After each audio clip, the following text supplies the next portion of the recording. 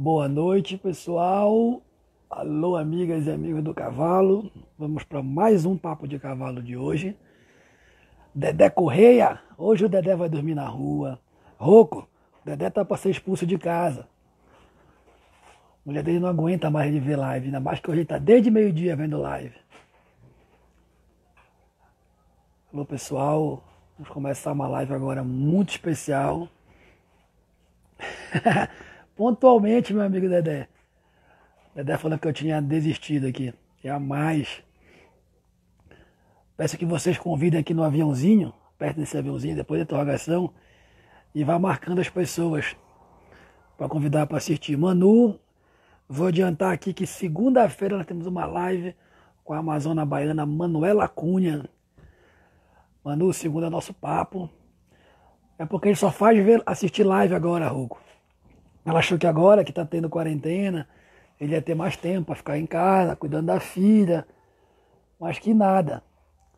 Ele só quer saber de ficar vendo live, vendo live. E aí é live a nossa aqui, é live do Yuri, é live do João, do Pedrinho, da Flávia Junqueira, da Flávia Coach. E aí tá pegando pra ele. Malu Paiva. Se vocês enxergarem aí do Fabiano, Dona Lúcia entrando, vocês me avisam para eu poder chamá-la. Galera, depois vocês assistam lá um vídeo que eu coloquei agora há pouco. Depois da live, no feed, ela saltando o grande prêmio de Aachen. É sensacional. Ó.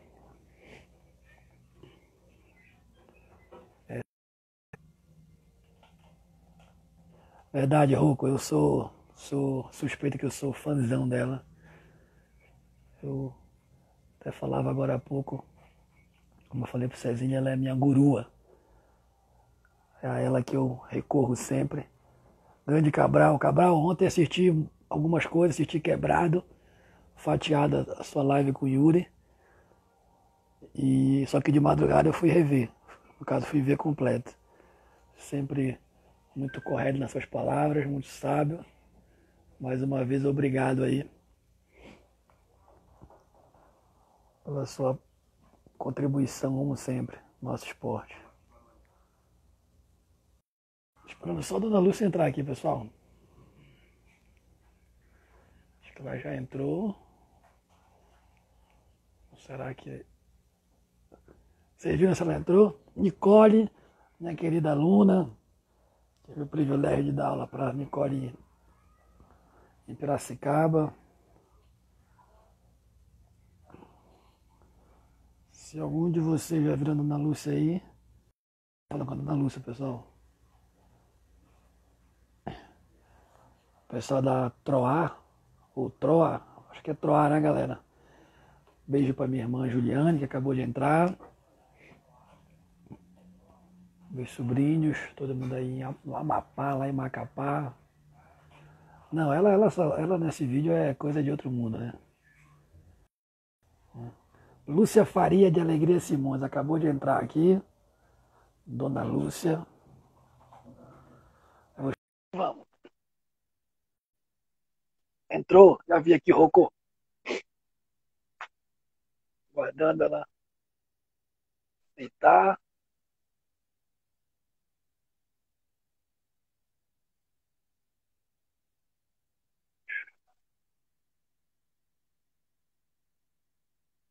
Lúcia, Elcínio Braz, tivemos um papo essa semana muito legal aqui pela mais uma live. Elcínio é treinador e titular do NBN.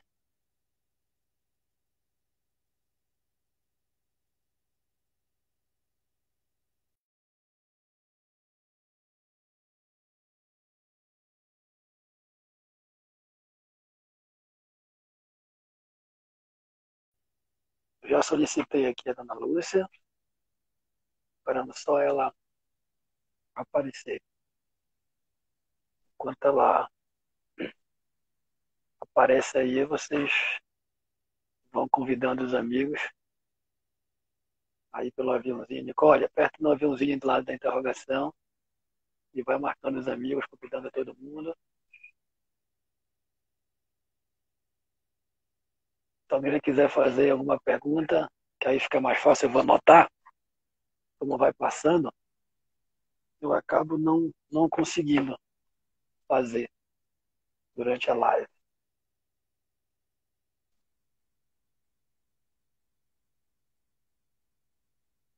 Mas com certeza vai ser um papo enriquecedor, de muito aprendizado. Ana Lúcia, que é hoje uma das principais armadoras do Brasil, muito do crescimento do nosso esporte, da evolução. A gente deve a nossos excelentes armadores de conferência.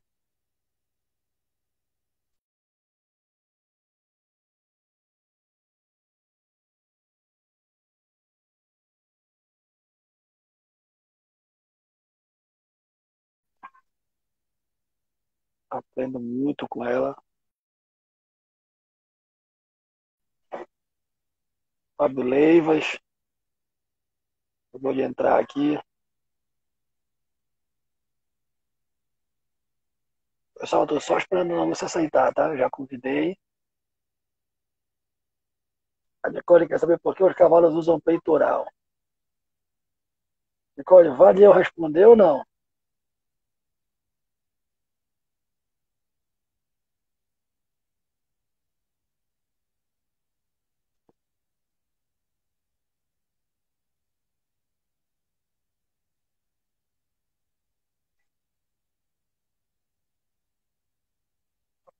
Ah, lembrando a vocês, segunda-feira, nosso papo com a Manuela Cunha, treinadora e titular da Academia Baiana MP.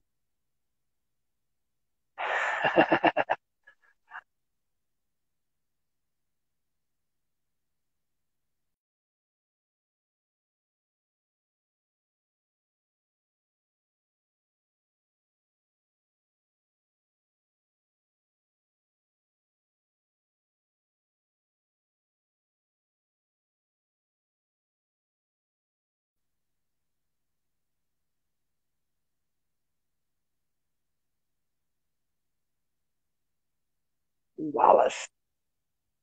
Galera, vão colocando aí enquanto a gente começa, de onde vocês são, estado, a cidade. E aí? Dona Lúcia, tudo bem com a senhora? Ai, tava difícil de acertar isso aqui, hein? Não se preocupe, faz parte. É só que puder abaixar um pouquinho o celular para a gente ver o seu rosto completo, vamos para baixo. Isso. Peraí que eu tô... Um pouquinho mais. Isso, excelente.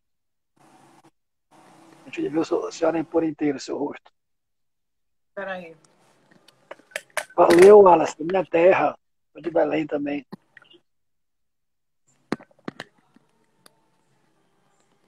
Não tenha pressa, nós estamos aqui com toda a tranquilidade do mundo. Com certeza, tranquilidade que eu não estaria se fosse encarando aquele tríplice que a senhora encarou lá no vídeo. Peraí, ainda tá fora, né? Tá um pouquinho. Porque eu não programei de você ficar tão alto. E eu tô baixo, tinha que estar mais alta, né? A senhora pode abaixar, você só está apoiado em algum lugar aí? Tô. Peraí, vou botar mais um livro aqui embaixo. Isso, assim tá bom. Tudo ótimo aqui. Tudo ótimo. Ana Lúcia, boa noite novamente. Boa noite. Muitíssimo obrigado. Muitíssimo obrigado. Quem está acompanhando aqui já deve ter visto o tamanho do carinho, do respeito que eu tenho pela senhora. Uhum. Minha namorada falou que essa live ela vai assistir completa, porque até ela está ansiosa e tanto que eu falo da senhora. Então, inclusive, eu não aviso para ninguém fora do cavalo. Já avisei para os amigos para assistirem. Porque eu sempre digo quando eu começo que eu não gosto de usar o termo ídolo. Porque há uma confusão com esse termo, né? Que as pessoas acabam exagerando um pouco. Não o ídolo, e sim o fã.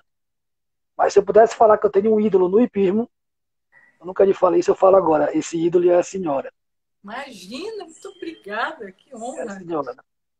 Tanto que eu, tanto que eu falo sempre que a minha gurua, como desenhadora, né? Usando aqui, brincando com a língua portuguesa, é a Lúcia Faria Simões. Então, mais uma vez, muitíssimo obrigado. É um prazer para mim estar conversando com a senhora. Imagina, Alberto, eu que agradeço você lembrar de mim. E aí, eu até contei uma história, né, Lúcia, agora para o Cezinha, a senhora estava assistindo, e uma das provas que a gente trabalhou junto na Paulista esse ano, no ano de 2019, tinha um rapazinho lá jovem, tinha acabado de começar na Paulista, ele me perguntou, essa senhora, por que ela que arma? Como é que ela entende de pismo, ela entende de cavalo? Aí eu falei para ele, eu vou te contar uma coisa. Ela já foi para as Olimpíadas, e foi a primeira mulher finalista olímpica. Era um daqueles novatos lá que estavam com a gente. Uhum. Ele ficou 4 dias que ele perguntava tudo para mim sobre a senhora. Ele ficou encantado. E aí eu conto isso para ilustrar uma coisa que é muito lamentável no nosso esporte, no nosso país, né? E no IPI não é diferente, é a nossa falta de memória, de respeito com as pessoas que construíram o nosso esporte. Não posso deixar de citar o seu esposo, um casal que a gente tem muito a agradecer, o esporte hípico, e tantos outros que a gente. E que bom que hoje com as lives a gente tem a possibilidade de trazer a turma jovem esses grandes nomes. Filipinho falou um dia desse, amanhã tem Neco com o João, e tantos outros, o próprio Vitor, Artiaga. Então, um dos meus propósitos, dos meus objetivos é isso, é trazer a experiência, o conhecimento dessas pessoas, e não tinha como não ter a senhora aqui. Você só não precisa ficar me chamando de senhora, eu já te falei milhões de vezes, né? Mas eu não consigo. Inclusive, a minha namorada brigou comigo, porque o paraense fala muito tu, né? É. E ela falou, não vai chamar a dona Lúcia de tu, né? Eu falei, não, ela só chama de senhora, ela até não gosta. Né? Dona Lúcia, agora vamos falar de cavalo. Já falei de todo o meu respeito pela senhora, que a senhora já sabe, com certeza. Como Lúcia Faria Simões chegou no hipismo? Conte pra gente esse comecinho. Como Então, conheceu o cavalo? lá no comecinho, meus pais, meu pai e minha mãe, gostavam de fazer exterior.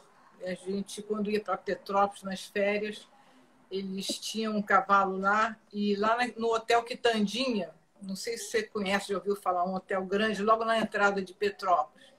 E Não, ali tenho no que Hotel conhecer Petrópolis. Quitandinha tinha uma área de cavalo, tinha cocheiras e tinha uma pista, até grande. Mas eles eram só para fazer exterior, era o que interessava a eles. Nunca foram nada ligados à equitação, à técnica e essas coisas. Mas a gente adorava passear a cavalo lá pelos morros de Petrópolis, e a família toda, nós somos 8 irmãos, então eles tinham os cavalos deles e a gente trazia os cavalos da fazenda de um tio nosso, cavalo pangaré, e ia a Sim, família toda, um atrás do outro, ali, passeando. E ali na Quitandinha, a gente via umas pessoas saltando. Tinha uma moça que saltava ali e tudo.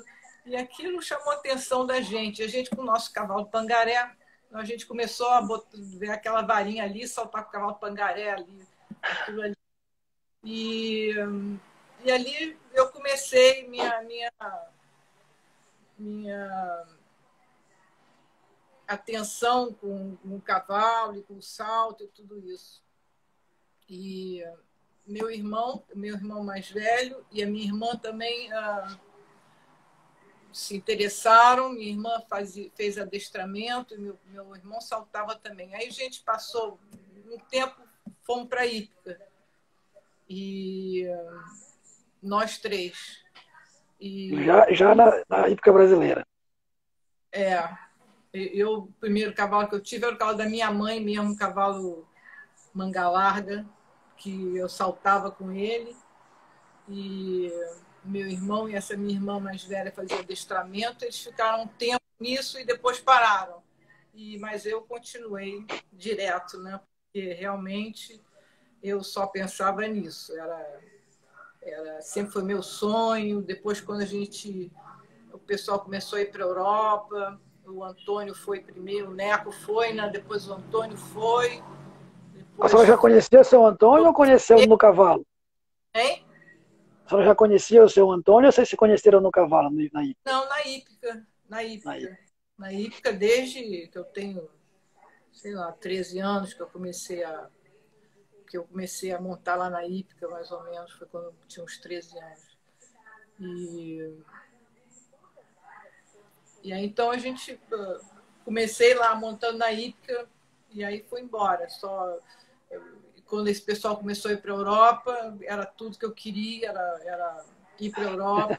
Eu estudei, fiz faculdade e tranquei minha matrícula no último ano da faculdade, foi quando eu fui para a Europa. Mas eu conhecia todo mundo. Tem o Lanei Pic, que é uma revistona grossa assim. Eu li aquela revista, todo ano tinha esse anuário, e eu conhecia todos os cavaleiros europeus, os cavalos, a embocadura que eles usavam, tudo. Quando eu cheguei lá para montar lá, eu sabia quem era todo mundo, o nome do cavalo, funcionava aquilo tudo, porque eu era muito ligada nisso tudo. E como foi a sua ida para lá?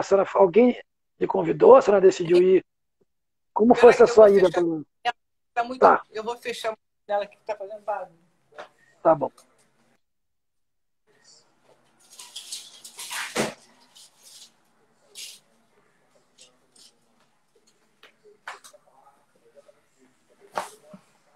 Fala, o que você perguntou? E como se deu essa sua ida para lá? A senhora, alguém lhe convidou? A senhora decidiu ir, falou, vou? Não, foi ficar um tempo lá? Não, a confederação, nesse tempo, o presidente era o Paulo Borba, e ele fez um projeto de o cavaleiro ir para lá, ele dava, assim, não sei, 100, 300, tantos dólares por mês para o trato do cavalo, ou alguma coisa assim, e mantinha uma equipe junto com o Neco. O Neco, a gente ia para lá e ficava lá, todo mundo agarrado lá com o Neco, né? Então foi o Antônio primeiro, depois o Alfinete, depois fui o Gerson Monteiro, depois eu fui. E aí eu comprei um cavalo lá, meu pai comprou, me disse lá, você tem tantos para comprar um cavalo. Eu fiquei procurando esse cavalo um tempo e não achava, e era o ano das Olimpíadas. Então, depois dos 2 ou 3 meses que eu estava sem achar o cavalo, já não aguentava mais ficar lá sentada na arquibancada, eu tinha montado, eu tinha trabalhado esse cavalo, que era de uma amazona francesa, a melhor amazona francesa, Janot Lefebvre, era dona desse cavalo, mas não era o bom cavalo dela. E ela estava querendo vender, e eu tinha montado ele 1 dia ou 2 dias, uma vez assim, para trabalhar, e tinha gostado, que era um cavalo muito delicado e tudo. E aí a gente estava em Arnhem e chegaram os japoneses querendo comprar cavalo para as Olimpíadas. E foram experimentar esse cavalo. E aí, quando eu vi isso, eu não achava outro cavalo. E o Neco falou, não, mas esse cavalo salta com a mão meia pendurada. E teve no hospital veterinário um tempo fazendo tratamento e tudo. Vamos procurar outro cavalo. Ficamos procurando, mas não achamos. E quando eu vi que eles iam experimentar o cavalo, eu falei com o Neco, Neco, vamos comprar esse cavalo mesmo, porque ele saltou com ela lá em Arnhem, as provas de baixo, mas que eram as provas de 40, assim, e saltou lá com ela tudo e tal, e eu já estava ali aflita, sem cavalo, e custava $5.000 a mais. Então, eu falei com meu pai se não dava para botar mais $5.000 e tudo, e comprar o tal do cavalo, e ele concordou e a gente comprou. E até quando eu fui comprar e pagar o cavalo, aconteceu uma coisa engraçada, porque eu não me lembro, o Neco, eu fiz uma conta no banco, e ele mandou o dinheiro, não sei o quê, e eu tinha que fazer o cheque, e o talão de cheque estava lá na Suíça, e eu estava já na França com o cavalo e tudo, e ele pegou, fez o cheque para mim, ele fez o cheque e assinou. Só que tudo completamente diferente, né? Ele chegou lá no banco e disse, não, ela assinou isso daqui, ela estava no trem e balançando muito, ficou a assinatura saiu ruim e pronto, foi um cheque assim mesmo. E aí eu comprei o cavalo sem experimentar, eu só vi ele saltando com ela lá e tinha montado umas 2 vezes lá em Geneve, assim, trotado e galopado o cavalo. E aí fui com o cavalo para Fontainebleau, junto com a Janu, junto com essa francesa que era a dona dele, e comecei a montar o cavalo lá, e aí eu achei o cavalo esquisito, muito leve, não encostava na mão e tudo. Perguntei para ela, e como é que faz isso aqui? Ela falou, não sei, pergunta para o Neco. E aí o Neco montou ele num concurso em seguida, e aí arrumamos uma embocadura, ele usava um bridão de borracha reto, focinheira por cima, porque realmente ele não encostava na mão, era muito leve, e tinha um pescoço assim um pouco alto, e o gesto dele, ele não tinha um gesto muito bonito, ele levantava um pouco assim de elevador, com a espada meio pendurada assim, e aí mudamos essa embocadura e tudo, e eu fiz 3 concursos com ele e fui para as Olimpíadas. E você não imagina quantos anos esse cavalo tinha, duvido você adivinhar. Chuta. Agora, para cima ou para baixo? Para baixo. Meu Deus, uns 7, 6? Exatamente, 7 anos. 7 anos. Na época podia, né? Se podia, não tinha isso proibido, né? Ele tinha 7 anos. E eu saltei um primeiro concurso em Deauville, as provas de baixo. Depois eu saltei em La Baule. Aí o Neco me inscrevia na prova de baixo e na de cima. Eu saltava 2 provas por dia, 2 provas por dia. Depois saltei o derby e depois o grande prêmio no último dia. E já fui assim, em 6º lugar no grande prêmio. E depois dali eu fui saltar em Roterdã, teve uma Copa das Nações e tudo.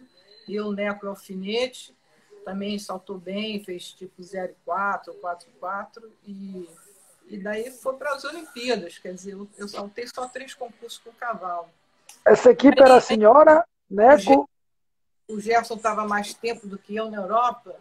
Eu ainda falei para o Neco, só tinham nós lá, né? Eu não tinha nada de selecionar equipe, nem nada. O pessoal do Brasil aqui não estava indo para lá, não tinha ainda esse movimento assim. E eu ainda falei para o Neco, olha, se você achar que o Gerson está mais experiente do que eu e tudo, ele monta o... Eu empresto o meu cavalo para ele, você vê como é que era a cabeça amadora antigamente, né? Então, aí o Gerson fez um concurso com ele, e aí saltou bem e tal, fez falta e tudo. O Neco falou, Lúcio, o cavalo é seu, e você está saltando bem com ele e tudo, vai você com o cavalo. Então, aí eu fui para as Olimpíadas assim.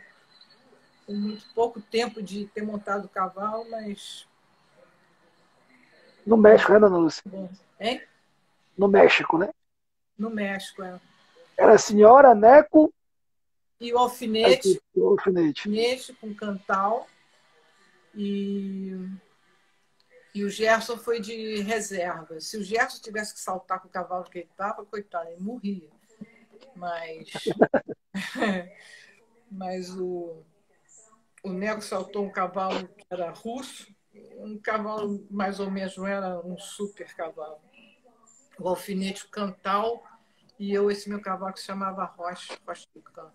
Dona Lúcia, nessa época, esses cavalos oriundos da Europa eram que linhagem? Eram... Esse meu, por exemplo, era de raça. francesa. Ela francesa já. Mas que eu comprei lá, né? Sim. O do Neco e do alfinete eram cavalos saindo do Brasil ou não? Eram cavalos de lá já? Não era de lá. Só o Neco é que quando ele foi, ele levou alguns cavalos, né? O Grangeste, o Spartaco, ele levou daqui.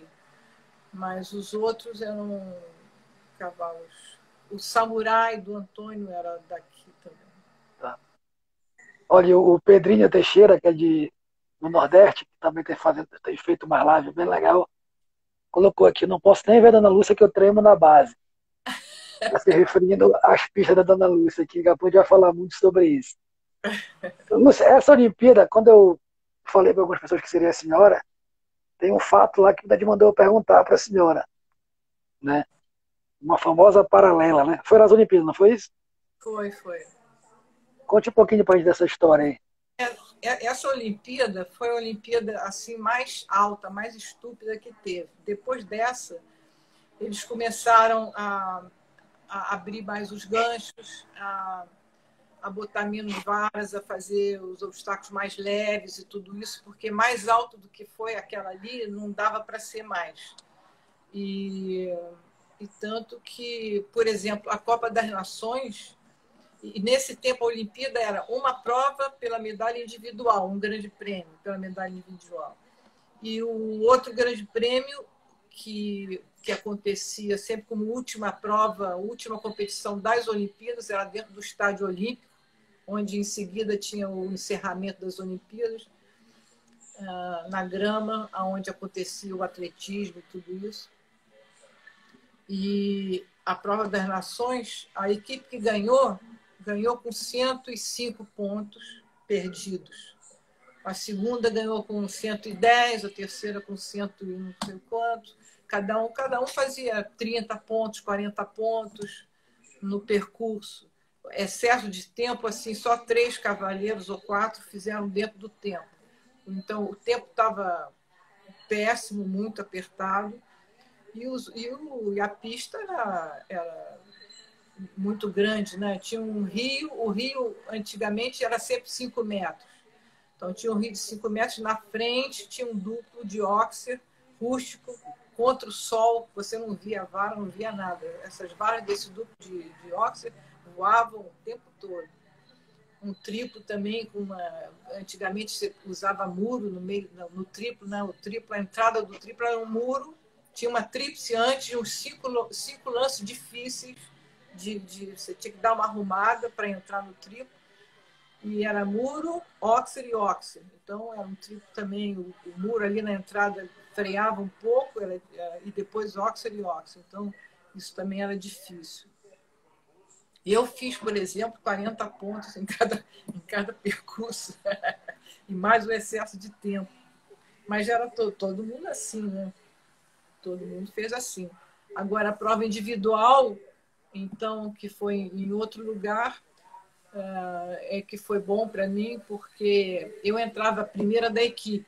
Eu entrei de número 5 assim, na prova. E quando a gente viu o percurso, o segundo percurso que tinha esses obstáculos mais altos, porque antigamente era o primeiro percurso, em 50 e 60, normal, com todos os obstáculos. O segundo percurso eram 10 obstáculos, mas com características assim de potência grande.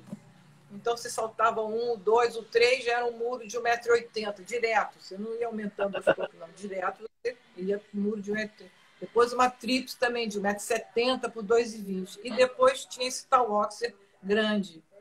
E uma coisa que depois de tanto ver o filme e tudo que eu reparei, foi uma coisa que eu fiz assim instintivamente, e o traçado, quando você vê o croquis da prova, você estranha, porque você saltava a tríplice e o óxido não tinha ângulo para entrar nele, sabe? Estava na frente, quase na frente da tríplice, mais para trás, mais adiante. Então, eu saltei a tríplice e entrei logo para a direita e abri a minha curva por trás do outro obstáculo. Então, eu abri o ângulo da minha curva antes. Então, eu pude fazer essa curva toda num bom galope, num ritmo já aumentando aos poucos. E aí eu cheguei nesse óxido com uma boa cadência para sair. Tinha 1,70 m por 2,20 m. Quando a gente arma isso assim no meio de uma pista, você fica assim impressionado. Mas eu não me impressionei, porque primeiro, quando eu fui reconhecer a pista, eu nem cheguei perto dele. O Gerson entrou lá no meio, abriu o braço, olha que largura e tudo. Eu falei, eu não quero nem saber. Passei assim ao largo, só contei 1, 2, 3, 4, 5, 6. Eu falei, eu vou ter que saltar mesmo, não quero nem ficar olhando muito para não ficar impressionada. Então, eu acho que eu fui calmamente, abri essa curva e botei uma boa cadência, fui aumentando aos poucos. E aí, quando cheguei numa boa distância e numa boa cadência com impulsão para passar. Porque acontecia que as pessoas, às vezes, faziam a curva um pouco forte antes do Oxer, e depois tinha que dar uma montada um pouco forte assim demais no final para poder cobrir aquela largura e tudo isso, e aí voava a vara. Só 2 passaram esse Oxer limpo, eu e um outro australiano. Então ficou assim, todo mundo sempre fala desse tal Oxer grande, mas acho que eu fui com muita calma ali, não me impressionei muito, e também tive esse cuidado de abrir essa curva para ele, que foi uma coisa que eu fiz instintivamente, mas eu reparei depois que para mim tinha sido assim. Mas o instinto é reflexo dos bons, dona Lúcia. Tinha 1,70 por quanto? 2,20 m. Eu até brinquei com o Ivan quando ele falou ontem, falei, dá para morar dentro, né? Dá para morar, se murar tudinho, se fechar. E aí, vocês regressaram das Olimpíadas para o Brasil ou você ficou pela Europa, certo? Não, eu estava começando a minha temporada lá. Depois que eu fui para ficar um ano só, para saltar um campeonato de Amazonas que já tinha tido. Quando eu cheguei lá, o campeonato já tinha tido. Aí eu fui o cavalo, acabei indo para as Olimpíadas e tudo. Depois das Olimpíadas, do México, a gente foi para Nova York, saltamos lá no Madison Square Garden, que foi uma experiência muito bacana. Uma pista mínima, uma distensão baixinha, assim, com teto baixo.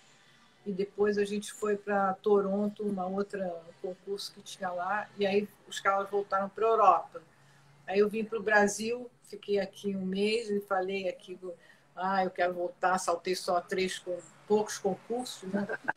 E estava indo bem tudo. Aí voltei mais um ano e depois voltei mais outro ano. Aí fiz o outro ano desde fevereiro, o ano inteiro, e depois o outro ano também.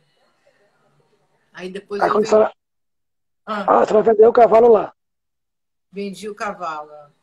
Porque aí foi uma coisa que assim, eu sonhava na minha vida, que eu queria ter essa experiência na Europa, me comparar para ver se eu sabia montar bem ou não, se eu era boa ou não, como é que era aquilo tudo lá, e depois aqueles concursos espetaculares e tudo.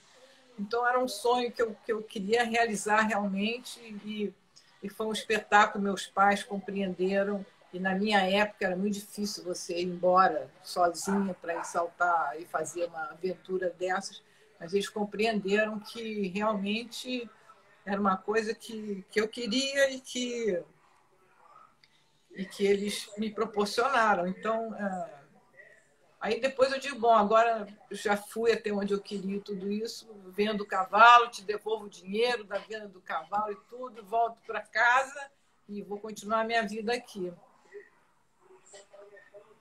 Só que nessa temporada você não participou de muitos grandes prêmios e GPs com G maiúsculo, né? Grande prêmio mesmo. Porque assim, eu consegui ir em todos os concursos mais importantes que tinham naquela época, Roma, Aachen, o Derby de Hamburgo, eu saltei 2 vezes, fui nono no primeiro ano, fui quarto no segundo ano, Labole, que eu ganhei o grande prêmio, e o Derby era na véspera, eu fui segundo no Derby e ganhei o grande prêmio. Aí eu saí de lá e comprei um carro, um Mini Morris para mim.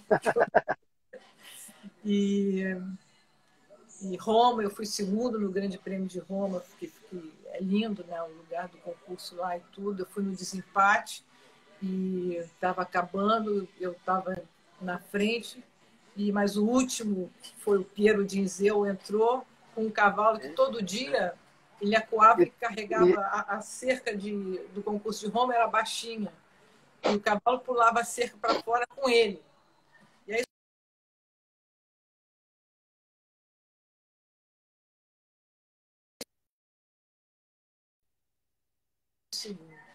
Os irmãos de Zeu, né? Italianos, não é isso?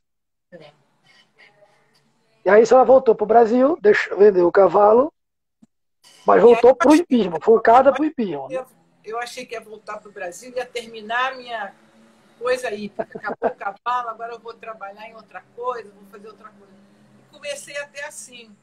Meu pai até tinha um cavalo lá na cocheira e tudo, eu estava muito interessada e queria ir trabalhar na cidade, fazer alguma coisa. Uma travadinha aqui.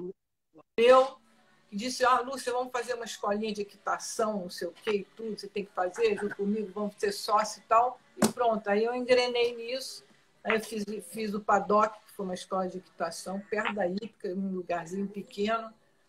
Eu vou ter que botar aqui a coisa na minha bateria. E O Jaerson está perguntando qual idade você tinha na época da Europa aí. 20, as Olimpíadas, quando eu soltei, acho que eu tinha 21 anos. A senhora foi a mais jovem, então, da época, dona Lúcia? Porque depois foi o Neco com 20, né? Já tinha sido. Depois o Rodrigo, acho que com 19. A senhora foi o Não, o Rodrigo acho que soltou com 18. Acho que foi 18 ou 19. A senhora foi, na época, a concorrente mais nova até então? Não sei. Deve ser, porque é muito jovem, né? Porque anos depois o Rodrigo foi o mais jovem, com 18, 19. É por aí. Agora ficar com essa coisa aqui tá ruim.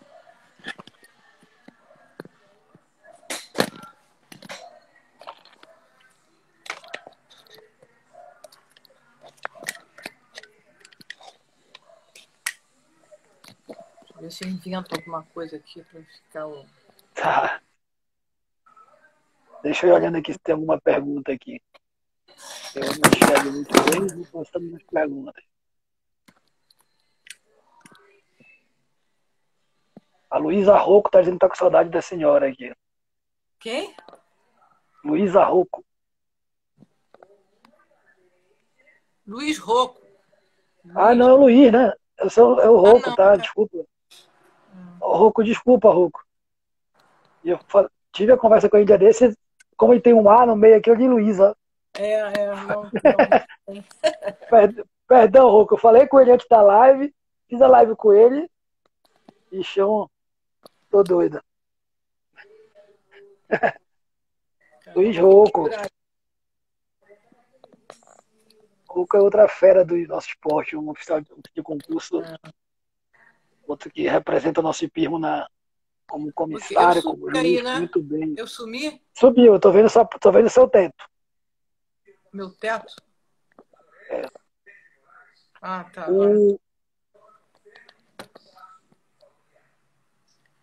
Mas lá na Europa foi. Depois de Grande Prêmio, depois eu ganhei um Grande Prêmio também em Hertogenbosch, na Holanda, também num desempate. Era um indoor muito pequeno, que foi bem bacana. Então tenho boas recordações. A gente estava no Paddock, que a senhora tinha acabado de abrir. No Paddock, a viu, escola, né? isso é. Então aí eu fiz essa escola de equitação, que chamava Paddock. Perto da Hípica mesmo? Não, era fora da Hípica. Eram umas cocheiras antigas da família Peixoto de Castro, que tinha cavalo de corrida, era perto do Jockey. Era mais ou menos entre o Jockey e a Hípica.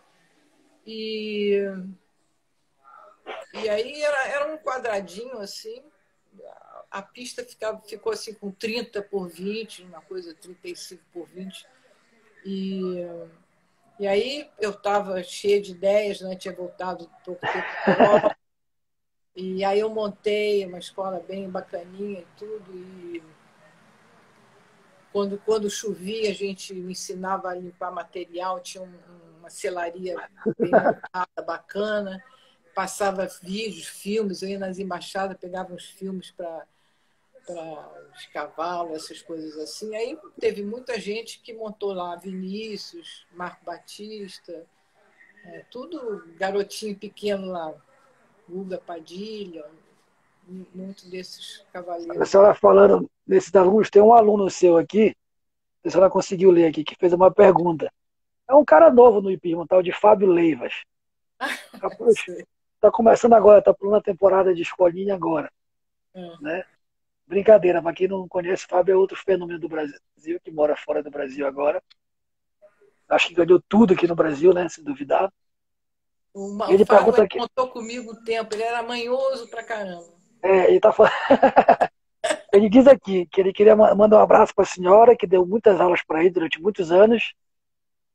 E ele pergunta qual foi o melhor cavalo que ele montou no Brasil. Falei, dona Lúcia, eu vou lhe fazer o pedido. Não adianta responder isso para ele. Eu estou tentando fazer uma live com o Fábio, ele está fugindo. Peça para ele aí agora ao vivo, para ele aceitar o nosso convite. Fábio, vai lá com o Alberto. Ele é um Olha, super viu, entusiasta, está nisso assim, de coração mesmo. viu, Fábio? Não pode recusar, dona Lúcia que está pedindo. Aí ele está perguntando qual foi o melhor cavalo que a senhora montou no Brasil. E aí eu complemento qual foi o melhor cavalo que a senhora montou na sua vida. Foi esse meu cavalo lá da Europa, né? E no Brasil? Teve um tempo que eu montei os cavalos do Roberto Marinho, eu trabalhava os cavalos dele, então tinha alguns bons cavalos nesse tempo que eu trabalhei esses cavalos dele. Mas o melhor no Brasil, não sei, os cavalos que eu tive quando era júnior não eram assim super cavalos assim, mas eu me dava bem com eles e tudo. Depois montei um cavalo, mas o cavalo estava... Não sei, meu cavalo da Europa foi meu cavalo. Não dá para nem pensar em hoje, né, dona Lúcia? Se a senhora fosse montar um cavalo hoje, que está em atividade no mundo, a senhora estando em atividade para competir, para valer, qual seria o cavalo? Hoje, você sabe que quando você falou que você queria conversar comigo, eu falei, meu Deus, eu tenho que me lembrar das minhas coisas antigas, que eu não penso mais nesse assunto. Eu montando e tudo, saí procurando umas coisas, o que foi, onde é que eu fui. Eu fiz uma força assim, para reviver essas coisas todas, porque estava tudo meio guardadinho assim, né? Então, as aventuras todas estavam muito... Já fiquei nessa outra fase de desenhar percurso e tudo. Mas que O Fábio está falando aqui do Príncipe Negro. É. Isso é um cavalo, era um cavalo lindo, preto, que era do Roberto Marinho, era um puro sangue americano. E logo que eu peguei ele dava uns refugos e tudo.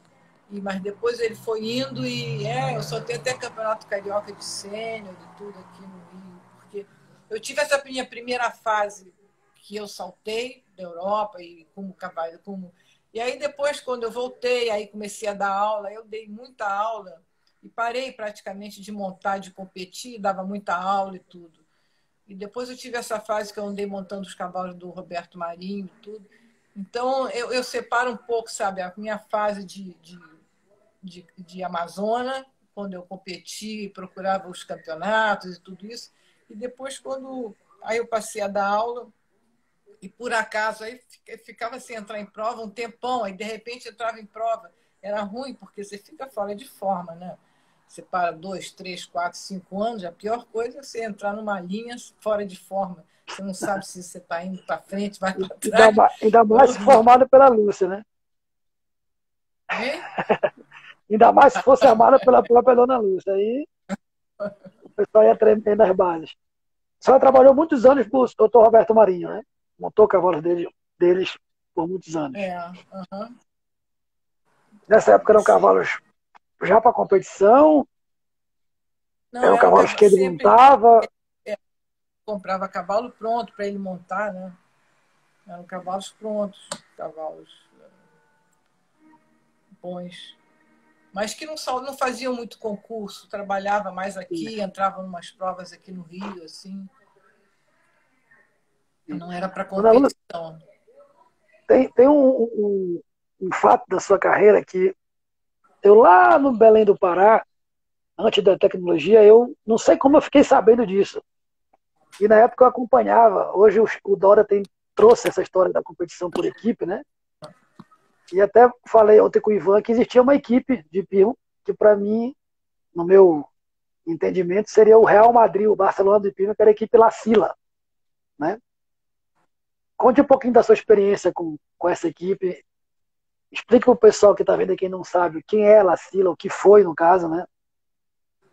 De que eu não ouvi o que você falou. Da equipe do La Sila.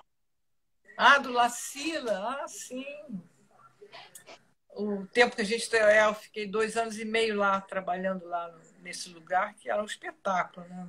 Aquilo ali é um lugar maravilhoso. Tinham 3 pistas de grama.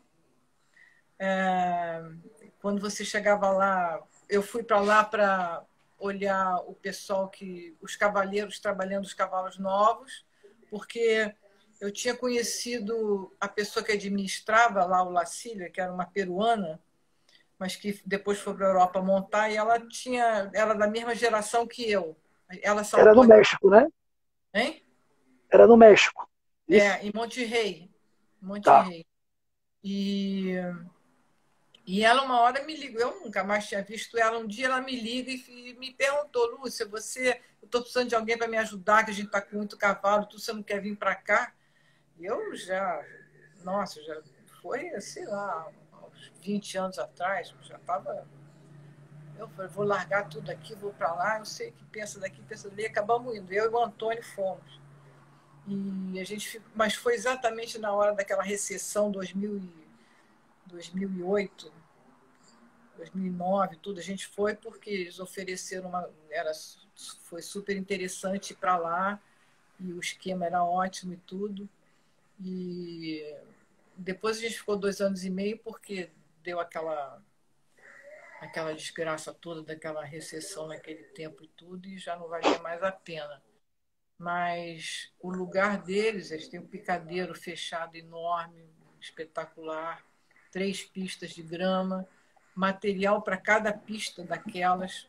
Quando tinha o concurso, descia o material de cada pista, tudo enrolado em papel bolha, arrumado, pintado.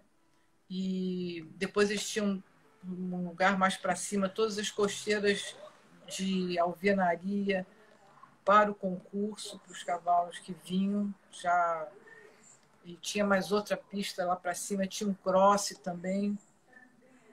Era um espetáculo o lugar. Na época a senhora montava e também cumpria uma Eu, função eu, que a senhora eu não montava. supervisionava, né? A senhora supervisionava o treinamento, né? Eu dava aula para os cavaleiros nos cavalos novos, porque ela ia mais para o Aras para selecionar cavalo, botar cavalo para saltar em liberdade, para escolher cavalo novo e não sei o quê. E eu ficava com os cavaleiros, montando os cavalos de 4, 5, 6 anos e fazendo treinamento com eles e tudo. E o Antônio pegava os cavalos bem novos para trabalhar, trabalhava na guia, trabalhava em liberdade. Para a turma, tem muita gente jovem acompanhando a gente também, né? A equipe, só me corrija se eu estiver errado, por favor. A equipe Vacila é uma equipe que tinha toda a cadeia, né? Tinha os cavalos de criação, os jovens, e era uma equipe que quase um time de primo, que inclusive o Rodrigo Pessoa fez parte, né? O Berbal. Então ela cumpria toda a cadeia de treinamento, né? É. E era na época a grande marca do Eu, Ipirro, assim, né? A grande equipe do é, Ipirro brasileiro, né? tinha cavaleiros que vinham da Europa, que trabalhavam para eles, que iam lá escolher os cavalos novos que queriam levar e levavam. E quando a gente estava lá, quem montava foram vários. Ele teve um tempo que ele fazia um concurso internacional e ele carregava todo mundo da Europa para lá. Ele fez um tipo Triple Crown com o concurso dele, com mais Geneve, mais não sei o quê, dava uns prêmios em dinheiro altíssimos e tudo. Aí depois ele parou já não fazia mais isso. Depois o último cavaleiro, quando a gente estava lá, foi um cavaleiro que ganhou, foi um sueco, não vou me lembrar o nome dele, um baixinho, que agora eu não tenho visto muito ele. Tinha um cavalo pequeno, um alazão, que ganhou uma Olimpíada ou foi medalha de prata numa Olimpíada. E volta e meia lá. Tinha um cavaleiro francês também que sempre ia lá buscar cavalo. E aí, quando surge, acho que a gente já até passou desse ponto, né? A gente volta um pouquinho. A desenhadora, que hoje o Brasil inteiro conhece, todo mundo admira, temida por todos os cavaleiros, Tem o né? quê? Temida, né? É. A turma fica preocupada quando a Lúcia vai armar. Poxa, Quando a tem uma Dona fama Lúcia, boa então, hein? não, mas é uma fama boa, porque é aquele temor de quem fala, a prova está exigente, está bem feita, né? E se a senhora me permite, eu vou partilhar aqui que eu posso dizer que eu sei da sua dedicação com isso, né? Eu converso com a senhora prepara os croquis com antecedência, muito centrada naquilo. E eu fiz um comentário ontem para o Ivan, se a senhora assistiu, e que para mim a senhora consegue misturar ciência, o concreto, com o sentimento. A senhora estuda aquilo, a senhora leva ao pé da letra, mas não deixa de sentir o que está acontecendo no dia a dia, na prova, no campeonato, que acredito eu é vital para um desenhador, né? E a senhora mostra muito isso. Não tem armador que é muito matemático e tem armador que é muito do sentimento. A senhora consegue juntar as duas coisas e fazer muito bem. Tanto que eu ainda, antes de vir para cá, eu lembro que eu fui ver prova de tempo concedido no Brasil, ter conhecimento, um tempo concedido justo, armado pela senhora. Né? Foi quando eu, Alberto, fui ter conhecimento disso. E eu sempre defendi uma maneira que o nosso PIRMO evoluiu com o regresso dos grandes armadores para o Brasil. A senhora começou a armar mais, o Hélio, é uma teoria minha. Não sei se eu estou errado. E eu acho que o armador tem essa função, né? E a senhora faz parte muito disso. E não sou só eu que falo, eu faço questão de conversar, de perguntar para os cavaleiros, e eles concordam comigo. Então, conte para a gente quando foi essa sua transição aí, a Lúcia desenhadora. Foi quando eu vi que eu não estava dando mais, eu não podia dar mais aula porque eu levei um Houve tombo um. uma vez e eu Sim, quebrei a perna, o fêmur. E aí, e porque eu trabalhava os cavalos dos alunos, eu sempre gostei de trabalhar os cavalos e tudo, eu achava importante e tudo. Então, depois que eu quebrei a perna, eu voltei a montar, ainda assim, uns 2 anos, mas eu, o, a minha fratura foi feia, sabe? E a recuperação, eu recuperei tudo, mas não me senti mais segura para enfrentar o cavalo. Tem horas que a gente, o cavalo tá, você está botando a perna no cavalo, o cavalo está botando a cabeça para baixo, aí você quer botar mais a perna e mais até ele parar de fazer aquilo. Eu comecei a sentir que eu não estava indo fundo, sabe? Que eu não estava fazendo tudo aquilo que eu achava que eu tinha que fazer.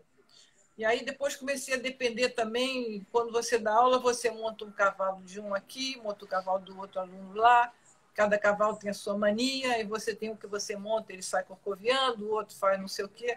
Aí eu comecei a ter que pedir a fulano, dar uma montadinha antes para mim, não sei o quê. Isso, comecei a depender assim, de outras pessoas. E nesse meu tempo, por exemplo, eu podia ter tido assim um montador meu. Hoje em dia tem muita gente que tem um montador que trabalha para o cavaleiro, né? Traz o cavalo da cocheira, trota, galopa antes, depois o cara monta. Mas eu não tive isso. Então, comecei assim, a ficar dependendo e achei que estava muito chato aquele negócio e comecei a me interessar em armar pistas. Começou uma coisa assim, mais ou menos junto da outra. Até eu comecei a armar e ainda tinha os alunos. E aí era uma confusão, porque eu estava arrumando o desempate e era o meu aluno que entrava. Quando eu via, meu aluno já tinha entrado e eu não tinha ido nem na distensão. Começou a ficar meio desorganizado. E eu comecei a achar esse negócio de armar pista, começou a me provocar, sabe? Comecei a achar interessante e aí fiz o curso e comecei a buscar esse caminho e porque eu senti que para mim montar e dar aula também já tinha passado um pouco da época, porque você já tem outros cavaleiros mais novos que você, já estão ganhando, estão com sucesso, e você vai começando a ficar, não, já é do tempo antigo. E, e também eu acho que você dar aula e não poder montar o cavalo e tudo, acho que não funciona muito. E aí realmente fiquei interessada nessa armação de pista. O Fábio perguntou aqui, qual é a pista no Brasil que a senhora acha que é mais exigente para os cavaleiros?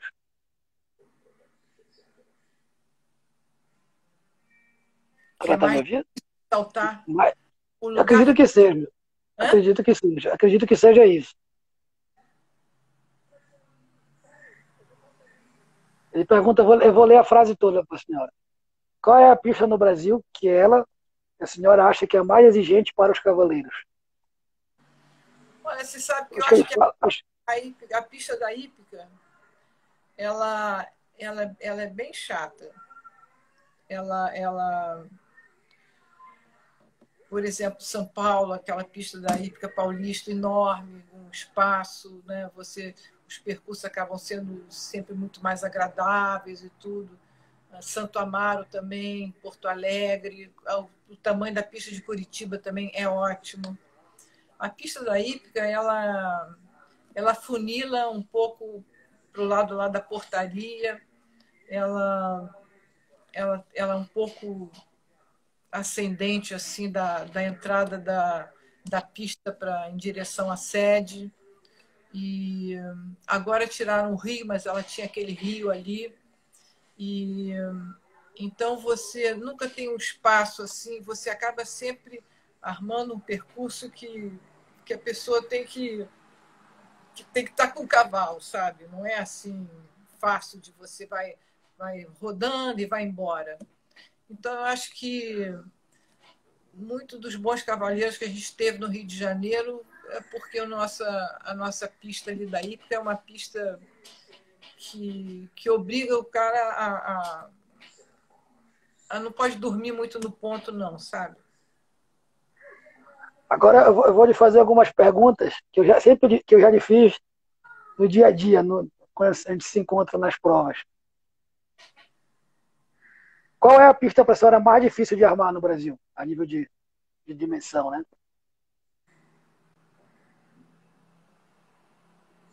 Qual é a pista das hípicas brasileiras que a senhora acha que é a mais difícil para armar um bom percurso?